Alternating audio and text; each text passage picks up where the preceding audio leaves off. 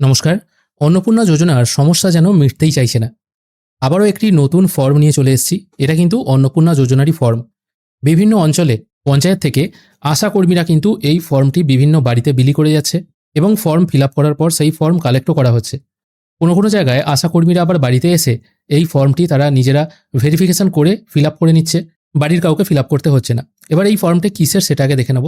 অন্নপূর্ণা যোজনার পারিবারিক স্তরের তথ্য সংগ্রহ, মানে প্রত্যেক ফ্যামিলি ওয়াইজ তথ্য কিন্তু সংগ্রহ করা হচ্ছে।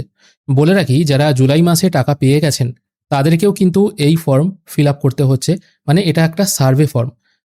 কারণ আপনারা প্রত্যেকেই জানেন, প্রথমে অন্নপূর্ণা যোজনা টাকা পাওয়ার যে নিয়ম ছিল সেটা পরবর্তীকালে চেঞ্জ হয়েছে। কারণ পরবর্তীকালে বলা হয়েছিল, পরিবারের কেউ যদি সরকারি চাকরি করে বা সরকারি পেনশন পায় অথবা যদি পরিবারের কেউ ইনকাম ট্যাক্স দেয়, সেই পরিবারের কেউ কিন্তু অন্নপূর্ণা যোজনা টাকা পাবে না। এটা 8ই জুলাইয়ের মিটিংয়ে কিন্তু আমরা দেখেছি।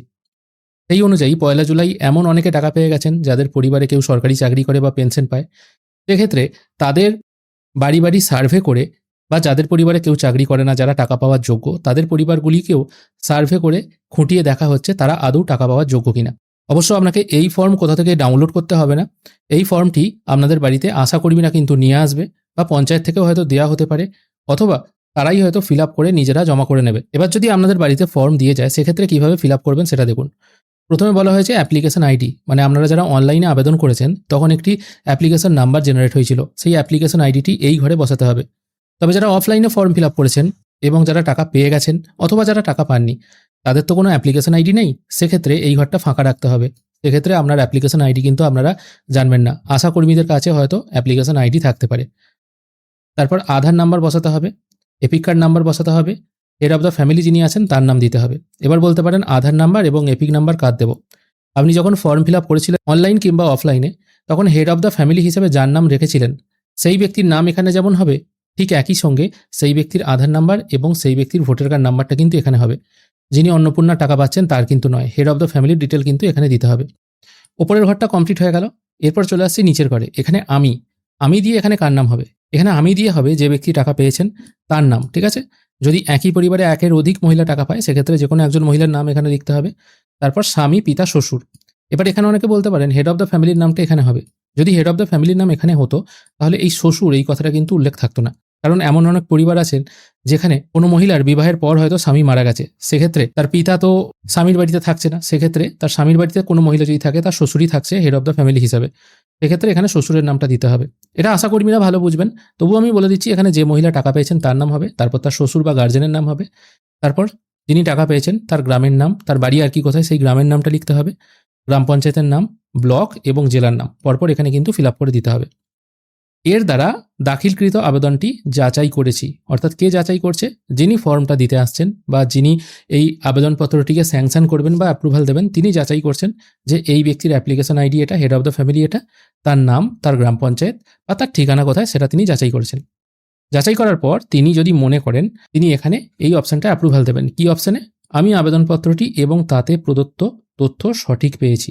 অর্থাৎ যদি এমন কোনো পরিবার থেকে থাকে যেখানে কেউ সরকারি চাকরি করে না, কেউ পেনশনও পায় না, কেউ ইনকাম ট্যাক্সও দেয় না, পরিবারের মধ্যে কেউ নেই, সেটা তো ভেরিফাই হচ্ছে। মানে 1 জুলাই যারা টাকা পেয়েছে তাদেরও ভেরিফাই যেমন হচ্ছে, যারা টাকা পায়নি তাদেরও ভেরিফাই হচ্ছে। যদি দেখা যায় এই ভেরিফিকেশন করে বা অনুসন্ধান করে সরকার যদি মনে করে এই ব্যক্তি টাকা পাওয়ার যোগ্য, তাহলে তার ফর্মকে অ্যাপ্রুভাল দেওয়া হবে, ঠিক আছে? অর্থাৎ এই আবেদনপত্রটি গ্রহণ করার জন্য সুপারিশ করছি, অর্থাৎ এই আবেদনটি গ্রহণ হয়ে যাবে। এই ফর্ম ফিল আপ করে ভেরিফিকেশন একবার যদি হয়ে যায় তাহলে, এবং তারপরেও যদি আপনি টাকা পান আর কি, তাহলে জানতে হবে আপনি নেক্সট 5 বছর আপনি টাকা পাচ্ছেন, কোনো রকম চাপ নেই বা অসুবিধা নেই, ঠিক আছে? এবার জুলাই মাসে যারা টাকা পেয়েছেন তারা আগস্টে টাকা পাবেন কিনা সেটা নিয়েও কিন্তু একটা দ্বিধাদ্বন্দ্ব বা চিন্তিত আছেন। কারণ অনেকেই আছেন যাদের স্বামী হয়তো সরকারি চাকরি করে বা পেনশন পায়, তারাও কিন্তু অনেকে টাকা পেয়ে গেছেন। এবার তাদের টাকা ফেরত দিতে হবে কিনা সেটা এখনো পর্যন্ত বলা হয়নি, তবে দেখা যাক কি হয়, সময়ের অপেক্ষা তো। এবার যদি আবেদনটি এখানে রিজেক্ট করা হয়, এখানে দেখুন আবার বলা হয়েছে এখানে সুপারিশ করছি, তার নিচে লেখা আছে নিম্নলিখিত কারণগুলির একটি থাকার জন্য আবেদনটি প্রত্যাখ্যান করছি। অর্থাৎ আপনার আবেদনটি রিজেক্টও হতে পারে।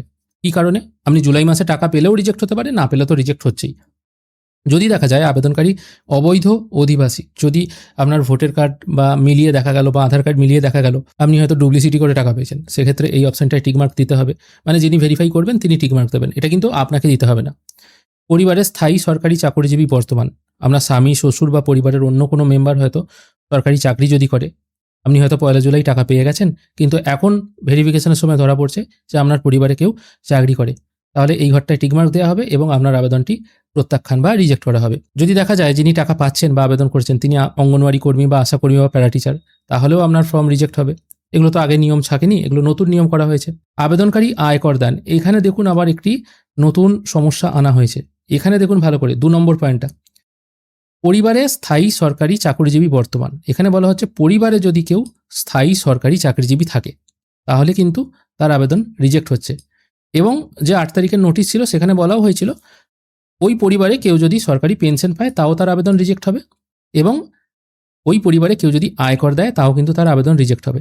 কিন্তু এই যে ফর্ম, এই ফর্মে দেখা যাচ্ছে কি আবেদনকারী যদি আয়কর দেয় এবং আবেদনকারী যদি সরকারি পেনশনভোগী হয় তাহলে কিন্তু তার ফর্ম রিজেক্ট হবে, কিন্তু পরিবারের মধ্যে কেউ যদি সরকারি পেনশন বা আয়কর দেয় তাহলে কিন্তু তার ফর্ম রিজেক্ট হচ্ছে না। এটার মানে তো এটাই হচ্ছে।